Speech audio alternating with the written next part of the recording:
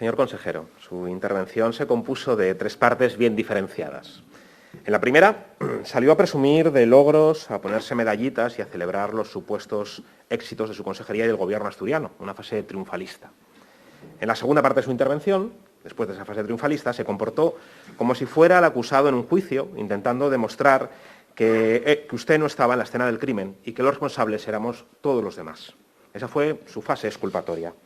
Y en un tercer movimiento, la sinfonía se completó con la acusación al resto de grupos. Esta parte fue muy original, porque usted dijo simultáneamente que el Gobierno no puede hacer nada, en segundo lugar, que el Gobierno hizo mucho, y en tercer lugar, que el resto de partidos no deben criticar, sino decir que han hecho ellos. Usted dijo una cosa y la contraria para intentar, de alguna manera, desviar la atención. Le tengo que reconocer esa originalidad.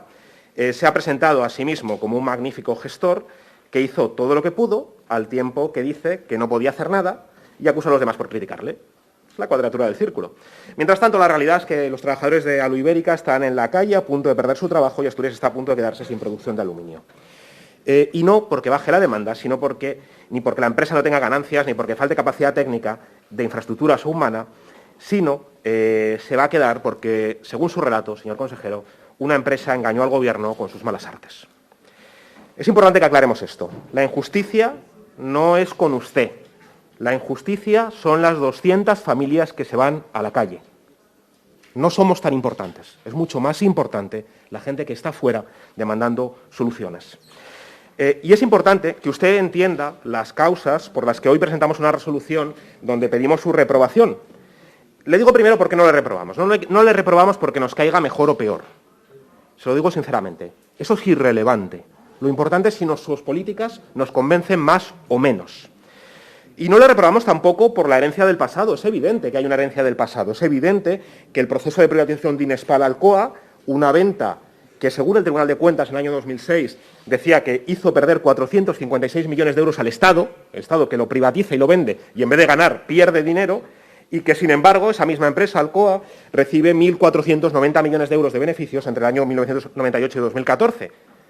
Es evidente que usted no es responsable de esa herencia, aunque su partido jadeó estas privatizaciones, como lo hizo el Partido Popular, y es evidente que esas privatizaciones no mejoraron la eficiencia de ninguna empresa, no mejoró la eficiencia de Alcoa, así lo hizo un estudio de la Universidad de Oviedo del año 2005, que señalaba que las empresas no eran más productivas después de la privatización, sino que lo que era más productivo era el bolsillo de los directivos, el bolsillo de las multinacionales que se habían hecho a precio de ganga con buena parte del sector público.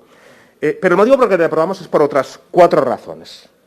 La primera de ellas es porque usted y su Gobierno avalaron una solución específica determinada para Alcoa que ha terminado siendo un desastre. Y ustedes, que sí debían controlar ese proceso, no lo hicieron y, por ejemplo, no realizaron ninguna reunión de control, de seguimiento entre el verano de 2019 y la venta a Grupo Riesgo en el año 2020. Durante esos meses, que era el control crítico de la situación de Alcoa, no hubo proceso de seguimiento, no hubo reuniones, como usted mismo admitió, en esta Junta General. Y el problema, repito, no es que lo esté pagando usted, sino que lo están pagando más de 200 familias.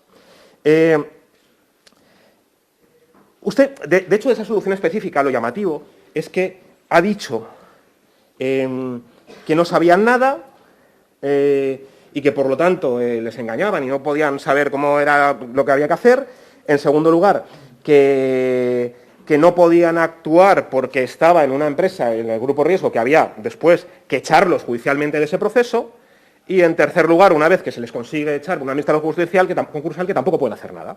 Entonces, la cuestión es que, ¿en qué momento ustedes podían hacer algo? Usted hoy tenía que haber venido, y su Gobierno, a esta Junta General con una hoja de ruta de propuestas para solucionar de inmediato, no de inmediato dentro de un mes, mañana, que se van a la calle con los trabajadores de Alcoa y para la producción de aluminio en Asturias, que se va a cesar para siempre. Porque ¿sabe lo que significa que 75 años de producción de aluminio se vayan al garete en Asturias? ¿Sabe lo que implica eso también? Como, no solamente en materia industrial, sino como país, como territorio, de perder un lugar donde hemos sido un lugar relevante a nivel europeo, a nivel mundial, por la producción de aluminio. ¿Sabe lo que significa, no? Pues hoy usted ha venido aquí sin ninguna hoja de ruta de cómo va a solucionar esta situación. Eso ya solo merecería la reprobación. Hay 2 motivos más.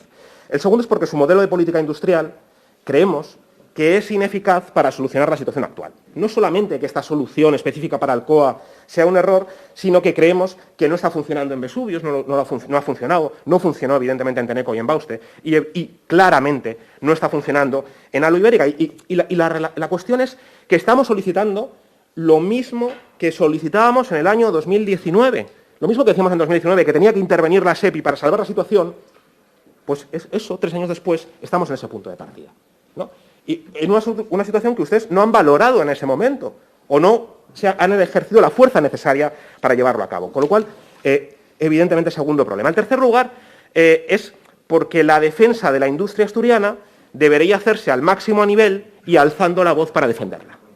Y ahí le tengo que admitir que usted nos haya dicho en esta Junta General durante este tiempo que enviaron un email al Ministerio o que el presidente lo decía dentro de los órganos del Comité Federal, pues me parece bien, pero digamos como que no se puede hacer dos cosas a la vez. No se puede ser el comodín de futuro de la FSA, del Partido Socialista en España, el presidente predilecto de Pedro Sánchez, y a la vez defender los intereses de la industria asturiana, a veces incluso frente a los ministerios del gobierno de Pedro Sánchez. No se puede hacer. Y no se puede hacer porque entendemos que no solamente que haya cuestiones de tensiones territoriales, evidentemente que las hay en España, que hay tensiones territoriales entre unos territorios y otros, sino que hay también lobbies económicos interactuando con el gobierno. Y claro, nosotros estamos en el gobierno, sí, y en el gobierno tenemos capacidad de plantarnos ante los intereses económicos y financieros, sí, claro, esa es la diferencia, que puede decirle a los bancos que dicen no tiene que intervenir el Estado en la actividad económica, puede decirles sí, claro que sí. Claro que hay que intervenir porque es la única solución. ¿Y por qué es la única solución? También. Vamos a hablar ahora de ello brevemente. Antes le querría decir, cuarto punto de reprobación, porque usted ha acrecentado su soledad durante todo este proceso. Porque el gobierno asturiano en política industrial está mucho más solo que cuando empezó la legislatura. Y ha ido perdiendo aliados y no ha hecho nada por recuperarlos. Eso es la gravedad. Es que perdía aliados y usted venía a regocijarse a este Parlamento, en vez de lamentarse y intentar buscar una hoja de ruta para la solución de la búsqueda de sus aliados. Claro, cuando nosotros le dijimos, creemos que es erróneo en la Alianza por la Industria que no haya una solución más allá de pedir financiación y subvenciones para las grandes multinacionales sin condicionalidad, usted lo que nos dijeron, su consejería, es que no volviésemos a las reuniones. No nos dijo, vamos a buscar de qué vía se puede reincorporar también a Podemos. Dijeron, no vuelvan. Y luego eso se lo dijeron también a Comisiones Obreras. Y luego se lo dijeron también a Izquierda Unida. Y hoy están mucho más solos de cómo estaban en ese momento, ¿no? Lo que quiero decir es que la cuestión es que ustedes argumentan continuamente que se ha producido un engaño, ¿no? Y la sensación es que, primero, que Parter fue una apuesta política y no un engaño. Ustedes definieron esta hoja de ruta y esta hoja de ruta les ha explotado. En segundo lugar, mucha gente advirtió de lo que estaba viniendo. Es evidente que cuando un fondo... ¿Quién iba a pensar que el señor Mr. Buitre, el fondo de inversión de Parter, que viene a hacer operaciones especulativas, por mucho que se ponga traje y corbata, lo que viene es a hacer un movimiento especulativo con la empresa? ¿Y quién iba a pensar que cuando esa empresa lo que hacen es coger beneficios y venderlo a una sociedad liquidadora con un dirigente de la empresa que es experto en hacer concursos de acreedores y en hacer procesos fraudulentos? ¿Quién iba a pensar que eso iba a acabar como iba a acabar?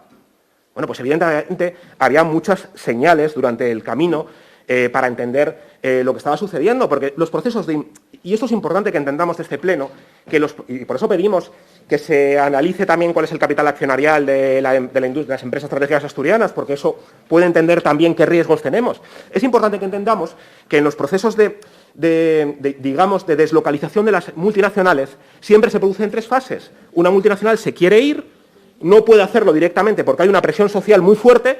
Lo que sucede es que busca, digamos, una solución intermedia, que es una salida dilatada en el tiempo. Alcoa, en este caso, va de la mano también con un fondo buitre, un fondo especulativo, que el fondo especulativo siempre llega prometiendo una gran inversión y una gran, actuación en el territorio, pero que luego, en realidad, lo que está haciendo es marcharse en cuanto puede, y como no puede marcharse directamente, lo que hace es dárselo a una sociedad liquidadora sociedad instrumental con testaferros, que lo que hace es el proceso de liquidación y despidos y comerse, digamos, ese marrón, porque no tiene, digamos, reputación que mantener, ¿no? Y eso es lo que hace el Grupo Riesgo, pero lo que han hecho otras empresas similares en ese sentido. Y la clave es, desde mi punto de vista, que ese proceso no se puede hacer sin la legitimación política de los gobiernos. Todo este proceso de cierre, deslocalización y de liquidación de Alcoa solo se pudo hacer porque un gobierno vino de la mano, tal cual, bienvenido Mr. Marshall, a legitimar a esos fondos buitre y decir que iba a suponer una gran actividad para el empleo de Asturias. Esa es la principal cuestión que hay que entender, que es que los petromochos del siglo XXI no son prospecciones petrolíferas en el Cantábrico ni nada por el estilo. Los petromochos son precisamente fondos buitre, fondos especulativos que vienen de la mano de los gobiernos y que los aceptamos como agentes legitimados, ¿no? Esa yo creo que es la cuestión central. Y usted no puede venir aquí y decir hemos sido engañados, ¿no? Eso decía el grupo de Rock Barricada, una mentira agradable es muy fácil de creer. Entonces, podríamos entender que han sido engañados porque tienen buena voluntad, o podríamos creer que en realidad ustedes no sabían qué se podía hacer ante este caso, que no tenían una solución de actuación más que dejar pasar el tiempo y pasar el marrón al siguiente. Y esa es la otra pregunta clave, ¿no? Que es ¿cuál es la utilidad que usted tiene, y por qué hoy le van a reprobar, espero, pero no le van a cesar, me temo, qué utilidad tiene usted para el gobierno de Adrián Barbón?